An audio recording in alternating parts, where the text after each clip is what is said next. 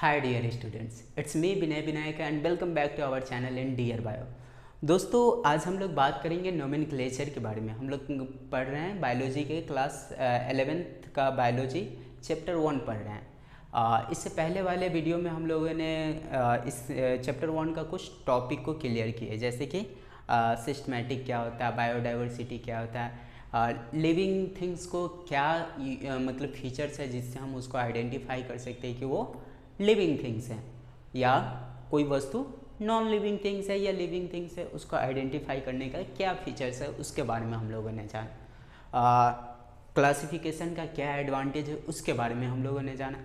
आज हम लोग बात करेंगे नोमेनक्लेचर के बारे में कि नोमेनक्लेचर कैसे करते हैं या नोमेनक्लेचर क्यों ज़रूरी है, क्या प्रोसेस है नोमेनक्लेचर का।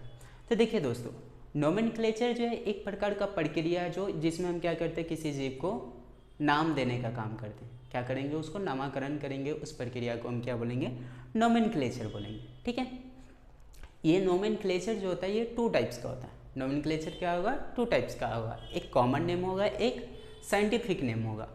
कॉमन नेम की बात करते हैं तो बोलने से ही पता चल रहा है कि कॉमन नेम यानी कि किसी रेंज या किसी एरिया में जो वहाँ का लोकल लैंग्वेज होगा उस लैंग्वेज में उसका नाम दिया जाता होगा या उस नाम से उसको पुकारा जाता होगा।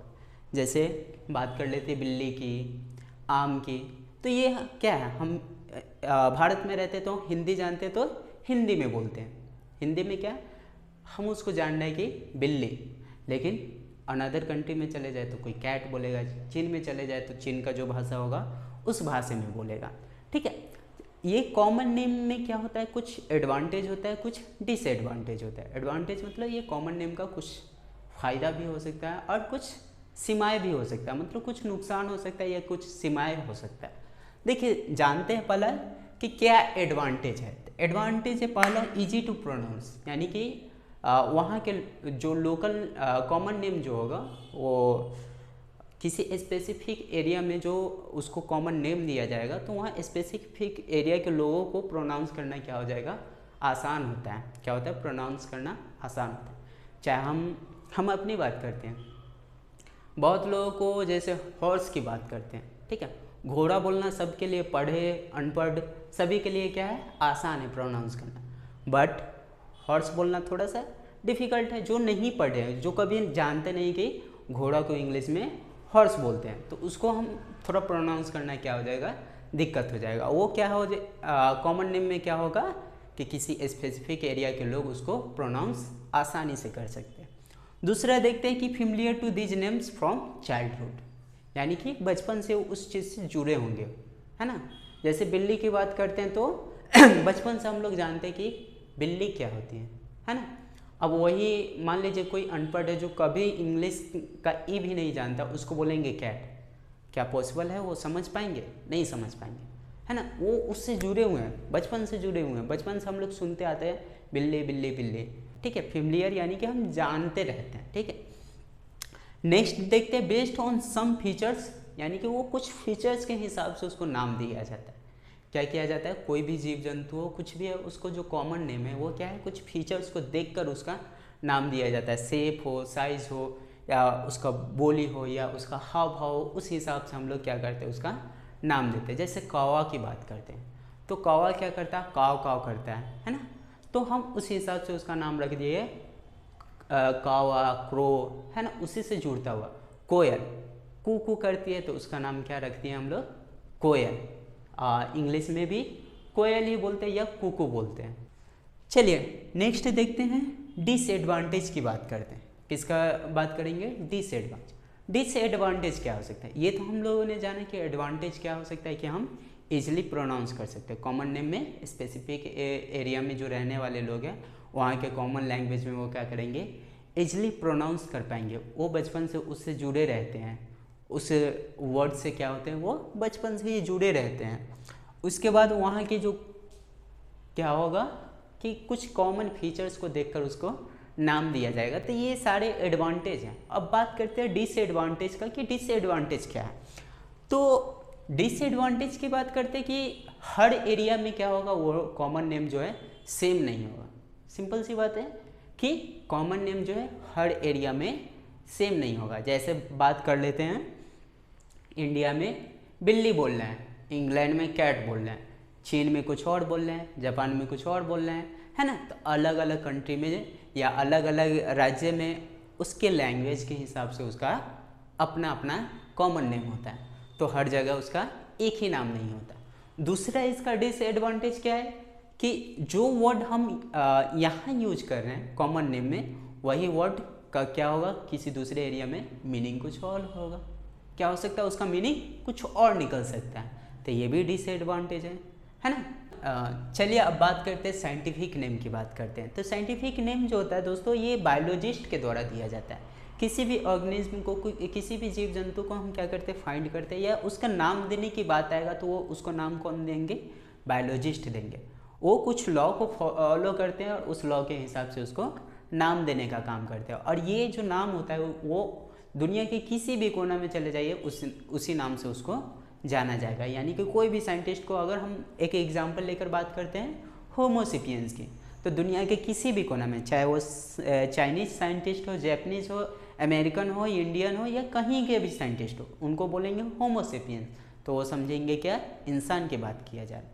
मैंजीफेरा इंडिका की बोलेंगे तो दुनिया के किसी भी कोना में जाकर बोले तो वो समझेंगे आम की बात, किसका बात चल रहा है, आम की बात चल रहा है।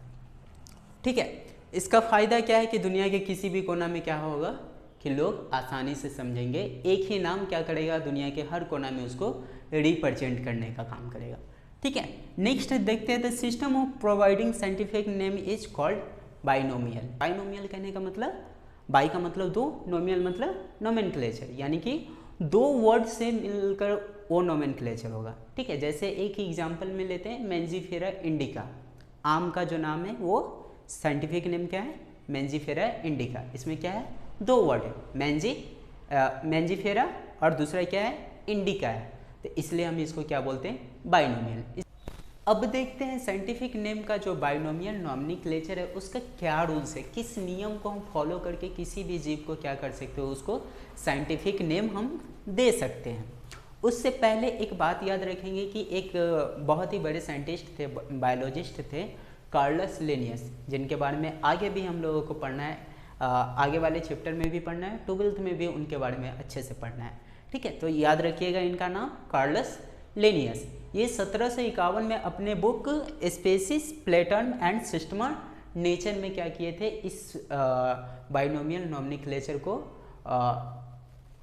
नाम देने की पद्धति को, किसी भी ऑर्गेनिज्म को साइंटिफिक नेम देने के रूल्स को लिखे थे।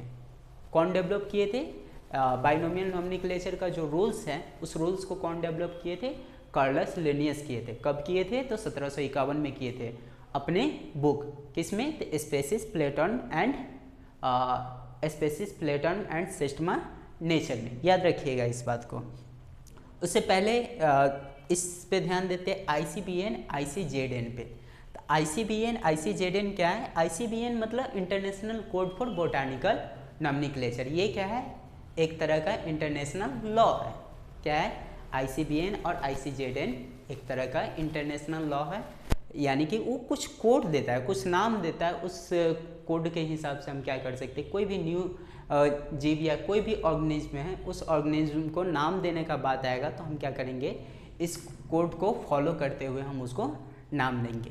क्या क्या है, ICBN ICZN। ICBN मतलब international code for botanical nomenclature, ICZN का मतलब क्या होगा, international code for zoological nomenclature. याद रखिए, ICBN ICZN international code for botanical nomenclature, ICZN का मतलब क्या होगा, international code for zoological nomenclature.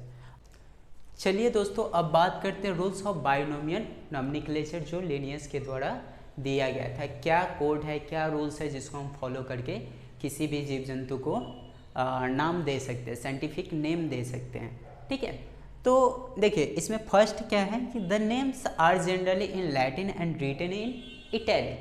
क्या करते हैं, वो जो नेम्स होता है, वो जो वर्ड है, जिस लैंग्वेज का वर्ड यूज कर रहे हैं वो क्या होता है, लैटिन का वर्ड होता है। किस और फॉन्ट जो होगा, लिखने का जो फॉन्ट होगा वो क्या होगा, इटैलिक फॉन्ट होगा। ठीक है, इस बात को याद रखिएगा। क्या होगा, कि जो वर्ड हम यूज करेंगे उसमें नेम देने के लिए जो वर्ड यूज करेंगे वो वर्ड क्या होगा, लैटिन का वर्ड होगा, लैंग्वेज क्या होगा, लैटिन का होगा, ठीक है। और लिखने का जो फॉन्ट होगा, लिखने का जो तरीका होगा वो क्या होगा, इटैलिक होगा। याद रखिएगा, लिखने का क्या तरीका होगा, इटैलिक होगा। और ये जो बाइनोमियल नेम जो है इसमें क्या है, दो वर्ड यूज कर रहे हैं, तो दो वर्ड में पहला वर्ड जो होगा वो क्या करेगा, जीनस को रिप्रेजेंट करेगा। किसको रिप्रेजेंट करेगा, जीनस को। दूसरा वर्ड जो होगा क्या, किसको रिप्रेजेंट करेगा, स्पेसिफिक इफिटेट रिप्रेजेंट करेगा। जैसे बात करते हैं हम लोग मैंजीफेरा इंडिका का, मैंजीफेरा इंडिका का, ठीक है। मैंजीफेरा इंडिका की बात करते थे, इसमें दो वर्ड हैं, ठीक है। ये साथ में लिखाएगा, ठीक है। याद रखिएगा कि ये दोनों को साथ में ही लिखना है, सेपरेट सेपरेट नहीं लिखेंगे, अलग अलग नहीं लिखेंगे, ठीक है। यहाँ पे स्पेस कम था इसलिए ऊपर नीचे करके लिखें, बट आप लोग जब भी लिखिएगा तो क्या कीजिएगा, दोनों को साथ में लिखना है, ठीक है। ऊपर नीचे करके कभी भी नहीं लिखेंगे। तो ये जो मैंजीफेरा ये जीनस को रिप्रेजेंट करता है, यानी कि आम किस जीनस से आता है, ठीक है। और इंडिका जो है उसके स्पेसिस को रिप्रेजेंट करता है कि आम किस स्पेसिस का है, ठीक है।